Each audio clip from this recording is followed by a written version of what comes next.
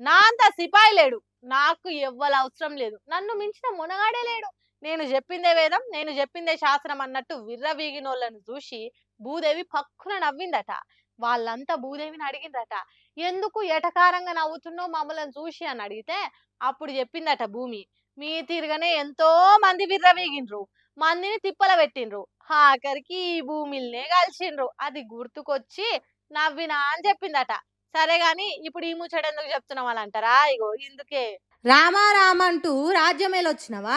అధికారం, ఆస్తులు, ఒంటి బలం, మదబలం ఎల్లకాలం మన ఎంబడే ఉండదు కదా. కానీ అమెరికా దేశ అధ్యక్షుడు కండ్లు నెత్తికెక్కినట్టు, కొవ్వెక్కినట్టు, అమెరికా దేశాన్ని మించినోళ్ళు ఇంకొకరు లేరు అన్నట్టు విర్రవిగ మాటలు మాట్లాడుతున్నాడు. We don't need anybody. We're the strongest nation in the world. We have the strongest military by far in the world. We don't need them. ఇన్నరా ఎసోంటి కన్నర్ మాటలు మాట్లాడుతున్నాడు. మాకు ఎవ్వల అవసరం లేదు. మా అంత బలమున్న దేశం ఇంకోటి లేదు. మేము ఎవ్వల సాయం కోరము, ఎవ్వలకు భయపడం అన్నట్టు లొట్టి మూతికేసుకోను లోడా చెప్తున్నాడు. పశ్చిమ దేశాలకు, ఆసియా దేశాలకు నడుమున్న హార్ముజ్ జలసంధిని మూసేసి రాకపోకలకు తక్లీబయ్యేటట్టు చేస్తున్నది కదా. ఆ హార్ముజ్ జలసంధిని రక్షించటానికి వాషింగ్టన్కు ఇతర దేశాల సాయం ఏమైనా కావాలనా అని విలేకరులు ప్రశ్నలు అడిగితే ఈ యోగిసొంటి మాటలు మాట్లాడిండు కంపునోరు ట్రంప్ గాడు. అంటే నా అంత సిపాయి లేడు, నేను దునియా దేశాలను ఏమైనా చేయగలుగుతా అన్నట్టు చేస్తున్నాడు. తలకాయల పురుగు తిరిగినట్టు ప్రశాంతంగా ఉన్న ప్రపంచాన్ని యుద్ధంలో ముంచిండు. ఆయిల్, గ్యాస్, నిత్యావసర సరుకుల కోసం బయట దేశాల మీద ఆధారపడే దేశాలకు అందకుండా చేసిండు. ఇగో ఇప్పుడేమో గిట్ల కండకవరం మాటలు మాట్లాడుతున్నాడు. అమెరికా దేశాన్ని అడిగేటోడే లేడు అన్నట్టే కదా. మేమేం చేస్తే అదే న్యాయం అని చెప్పకనే చెప్తున్నాడు కదా. కాలం ఎప్పటికీ అమెరికా దేశం దిక్కే ఉంటుందని కలలుగా అంటున్నాడు.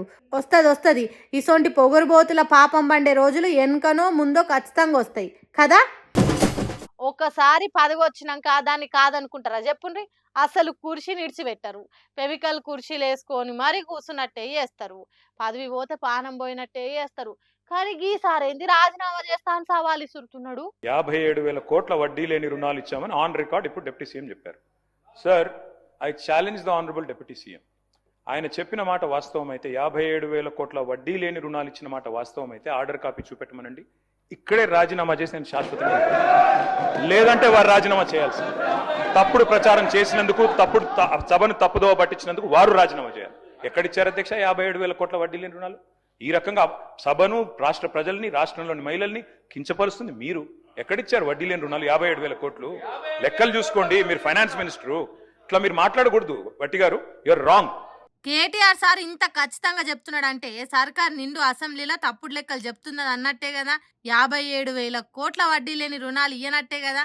ఒకవేళ అదే నిజమైతే ప్రతిసారి అసెంబ్లీలో సర్కార్ను ప్రశ్నించి తిప్పల పెడుతున్న కేటీఆర్ ఎమ్మెల్యే గిరిని తీసేసేందుకు సందు దొరికిందని ఆర్డర్ కాపీ చూపించాలి కదా. కానీ ఉప ముఖ్యమంత్రి బట్టి సారు ఆ ఆర్డర్ కాపీ చూపెడితే రాజీనామాకు రెడీగా ఉండు అని అంటలేడు. మాజీ మంత్రి కేటీఆర్ సార్ కూడా ఉత్తుత్తగా ఎమ్మెల్యే పదవిని పోగొట్టుకోవాలనే ఆలోచన కలిగినోడైతే కాదు. పదవి అనేది ఎవరికైనా ముఖ్యమే. అందుకే మీరు చెప్పింది తప్పు. 57,000 వడ్డీ లేని రుణాలు ఇచ్చేది నిజమే అయితే రాజీనామా చేస్తా, లేకుంటే నువ్వు రాజీనామా చేయాలని బల్ల గుద్ది చెప్పిండు. మరి దీని మీద సదురుకునే సమాధానం చెప్తాడా బట్టి సార్, లేకుంటే ఇంకేదన్నా చెప్తాడా? లేదు కేటీఆర్ రాజీనామా చేసేదానికి రెడీగా ఉండు, ఆర్డర్ కాపీ రెడీగా ఉన్నదంటాడా? లేదు, ఒకవేళ తప్పు లెక్క చెప్తే అది తెలుసుకొని బట్టిసారి రాజీనామా చేస్తాడా అనేది వాళ్ళకే ఎరుకుండాలి. ఏందో ఏమో కానీ మొత్తం తప్పులు ఒప్పుల నడమనే అసెంబ్లీ నడిచేటట్టున్నది. ఇక ప్రజల సమస్యల మీద ఎప్పుడు మాట్లాడతారు? ప్రజలకు ఇచ్చిన హామీలు నెరవేర్చే ముచ్చట మీద ఎప్పుడు చర్చలు జరుపుతారు? ఏందో ఏమో పోన్రి.